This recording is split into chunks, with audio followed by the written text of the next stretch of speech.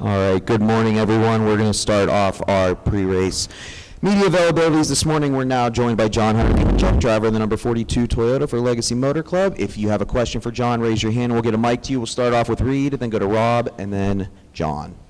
Reed first. Reed Spencer with the NASCAR Wire Service. You're one of only two drivers to have top tens in both the Speedway races. Do you expect that that success to carry over into now that we're on open motor tracks?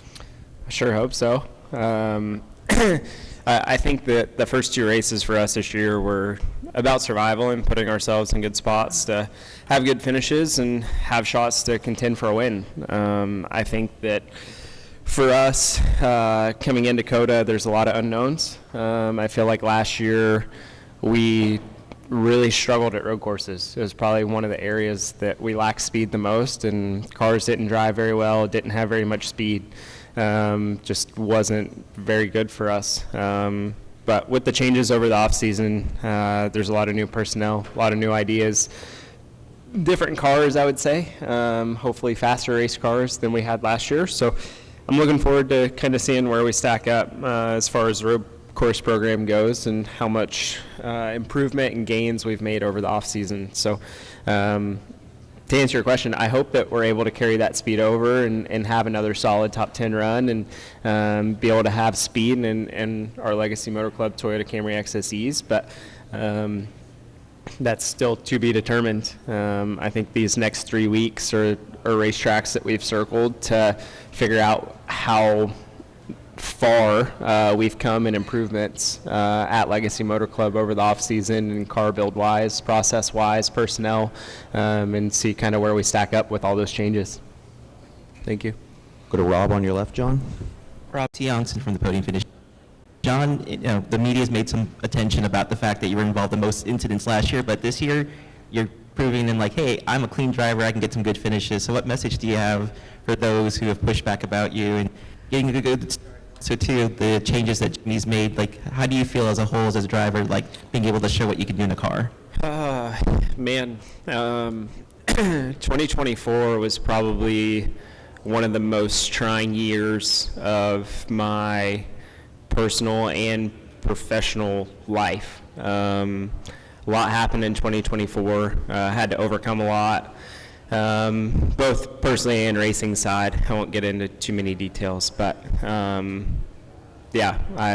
what doesn't kill you makes you stronger, let's put it that way. So 2024 was definitely a year that I learned a lot of lessons, a lot of valuable lessons.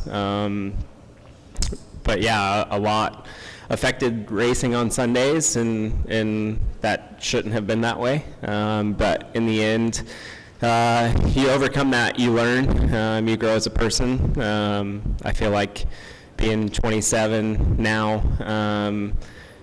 at times you got to grow up really fast, you got to mature, you got to learn the good, the bad, the ugly, how to overcome certain events. And I feel like coming into 2025, I feel like I'm a completely different person when it comes to that. My mindset has shifted, personality a little bit. There's a lot of things that have changed for me in the matter of the last, let's say, 3-4 months. So I feel good about 2025. I feel like I'm in a really good place. I'm excited for this year, excited for all the changes that Legacy has made over the off season, and that stat is not one to be proud of, that's for sure. But all in all we can do is go onward and upward. Can't get much worse than last year. John Newby, Savage Ventures. So when they redid the Roval last year, everyone was concerned about the hairpin, dive bombs, all that stuff. Looking at the new layout for COTA, are there any similar kind of trouble spots that you're concerned about? Man, 6A is going to be interesting for sure, with how tight it is. But you're coming off of the high-speed S's. I think it's going to be really hard to pass through there. I think you're going to have to throw a late dive bomb if you're going to try and pass through there. But then the asphalt being so old compared to new asphalt and being super slick. We just got done with the track walk, and it's a significant difference on the section from 6A to 6B. So I think it's going to be really hard to pass through there. I think your angles are going to be really difficult with how tight it is. It reminds me in a different way, but similarities to turn 4 at Chicago, the little short chute there that's really tight. You didn't really see a lot of passing happen there. And if you did, it was more or less being out brake getting into turn 4 rather than through there. So I think it's going to be really hard to pass through 6A, 6B. A lot of guys, I guess, thought that it was going to be an improved passing zone. But I think time will tell. I think that this race is going to come down to track position and really having your car tuned up and executing on restarts and putting yourself in good spots. Yep. Any additional questions for John Hunter? Yeah, okay, we'll go to Reed and then Dustin. Lee, then Dustin. Lee Spencer, Sirius XM NASCAR Radio and CatchFence.com.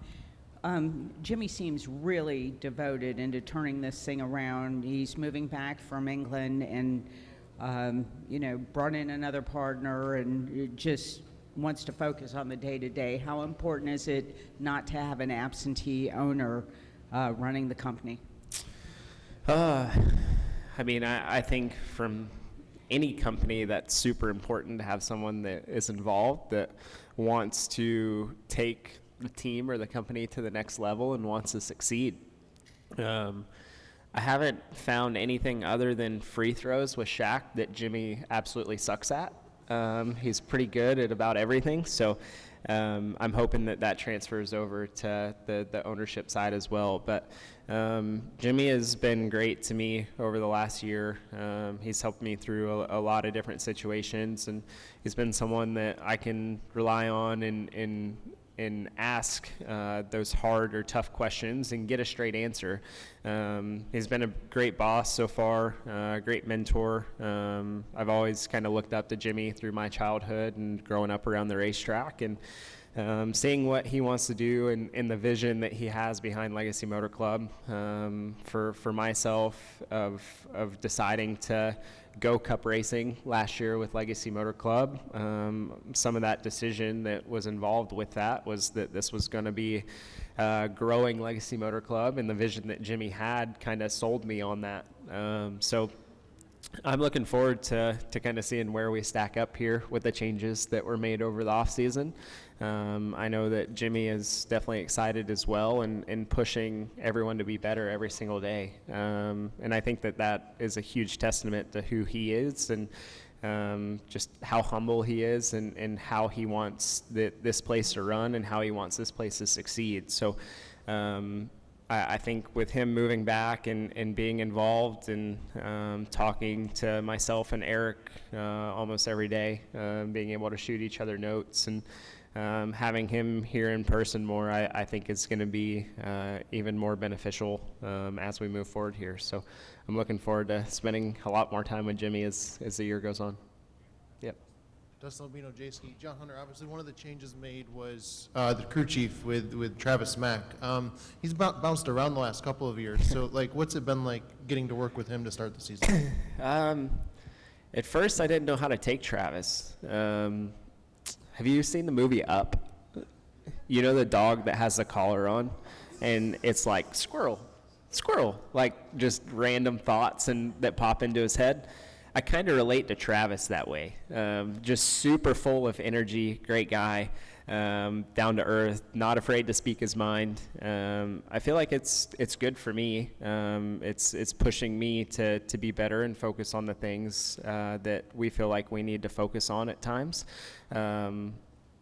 Hopefully he doesn't get offended by my up comment, but it's been really great being able to work with him and the whole 42 group, right? Like there's only two guys, one mechanic and my PR guy, Colby, that is the same from last year on the 42 team. Like there's literally everyone else is new to the 42 team.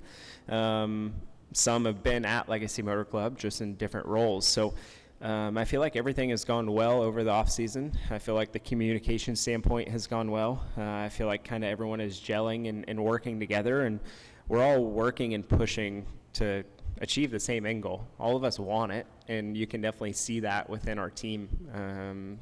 We were able to move some spots around and implement some better procedures and processes and things of that sort, but I feel like working with Travis has been really good so far. I'm looking forward to continue. I mean, only technically 3 races in, right, with the clash. I feel like we've kind of hit it off, and I feel like we've been able to communicate well. Our debriefs have been really good as far as sitting down and figuring out what each other need differently on the radio, and figuring out how to communicate better to make our cars go faster. I mean, at the end of the day, Travis and I can have a great relationship, or we can have a love-hate relationship, right? But we're going to push each other to be better every single day, and we both have that same mentality, so I feel like it's good for us. Carl. Any final questions for John?